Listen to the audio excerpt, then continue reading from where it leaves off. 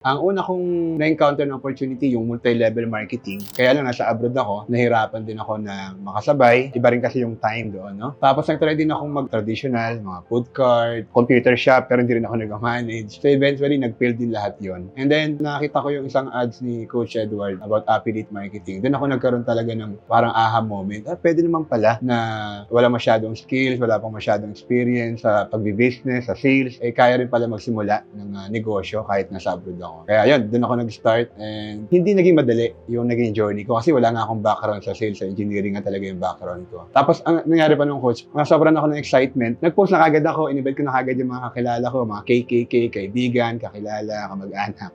So, umabot ako ng 3 buwan. Wala talagang naging resulta nun. Kasi, ang nangyari nun, na-excite ako masyado, nag-post kagad ako. Hindi ako duman sa training. Kumbaga, na-realize ko, hindi pwedeng ganito. Kailangan matuto pala muna ako. Hindi pwedeng promote kagad, invite kagad.